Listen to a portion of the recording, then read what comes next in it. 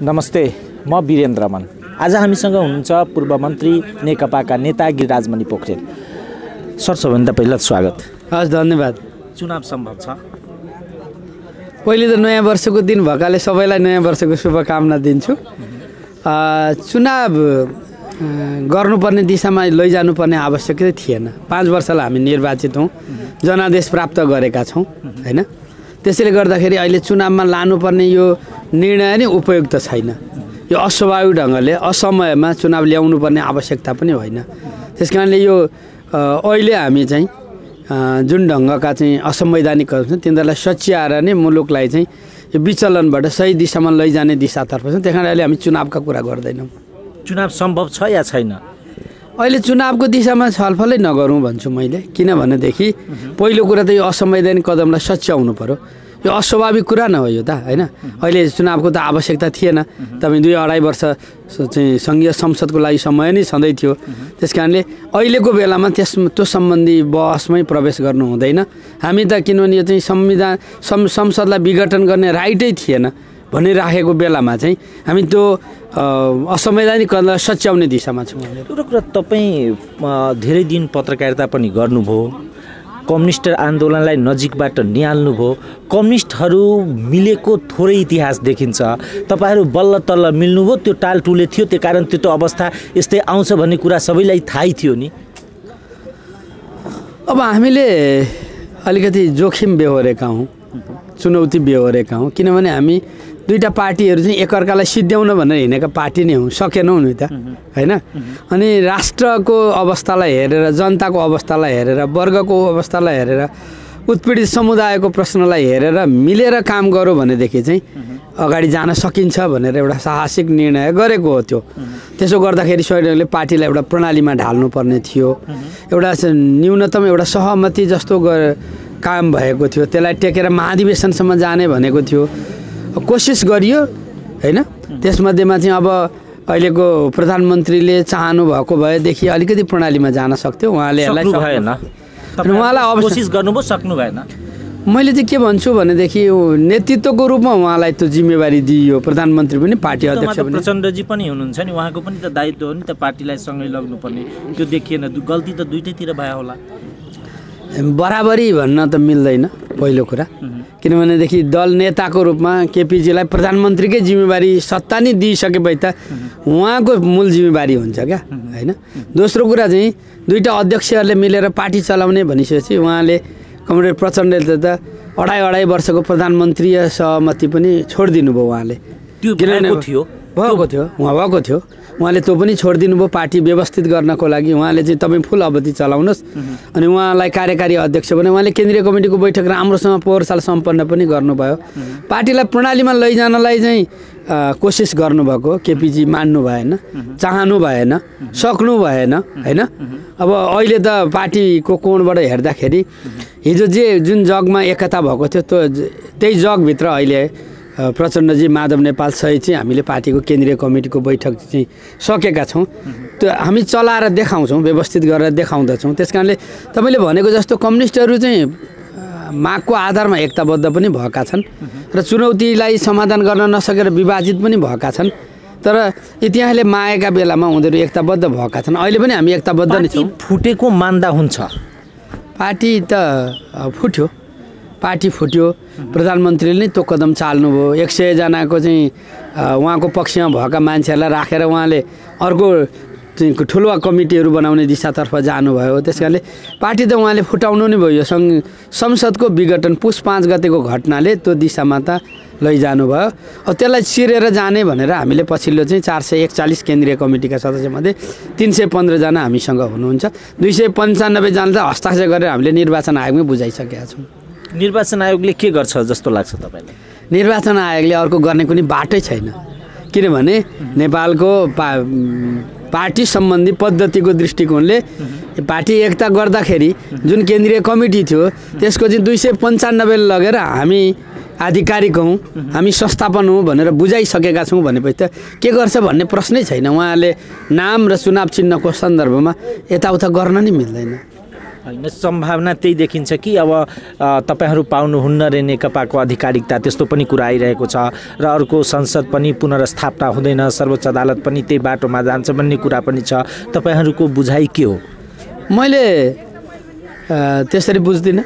हामी कानुनी सङ्घर्षमा छौँ, कानुनी बाटोद्वारा चाहिँ हामी न्याय खोजेर निस्किराखेका छौँ।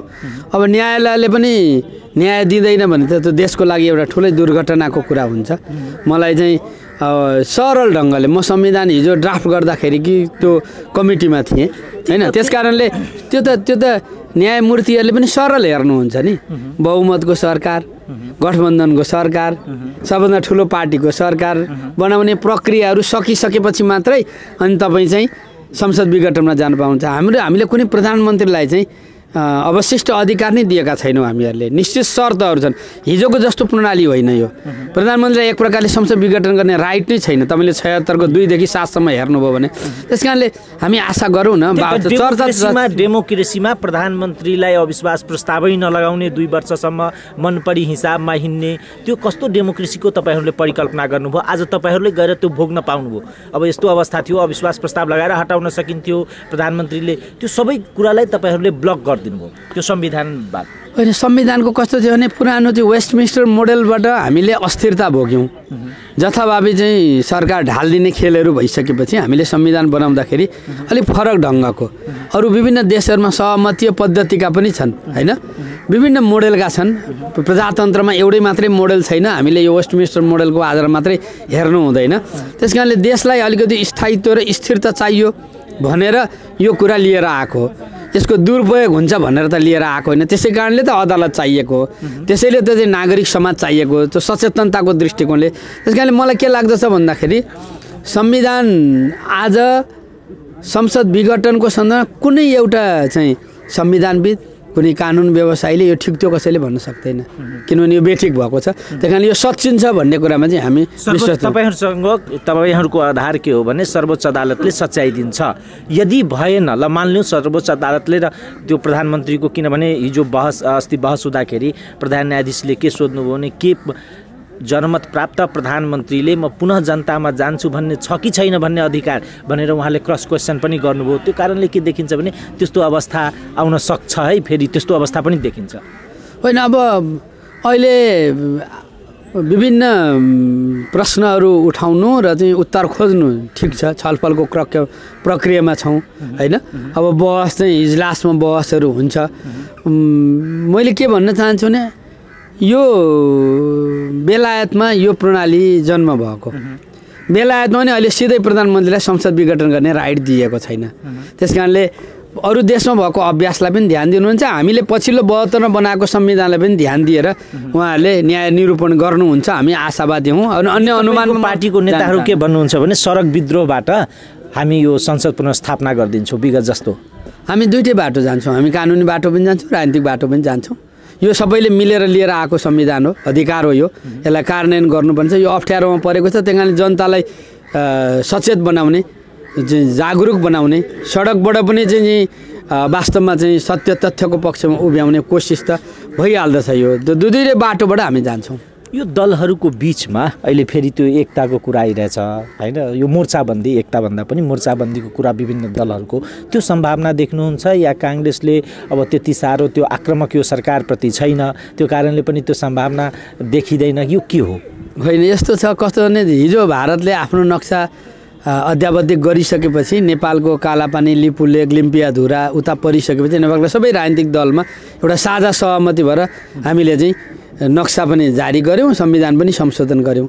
अहिले नेपालका सबै राजनीतिक दलहरू चाहिँ यो पुस 5 गतेको संसद विघटनको यो जुन गतिविधि भयो त्यसको विरुद्धमा छन्। अभूतपूर्व खालको चाहिँ एक खालको अवस्था देख्छु कि म त्यसैभित्रपट्टि। अब हाम्रो कोसिस चाहिँ संयुक्त ढङ्गले नै जाउँ भन्ने हुन्छ होइन।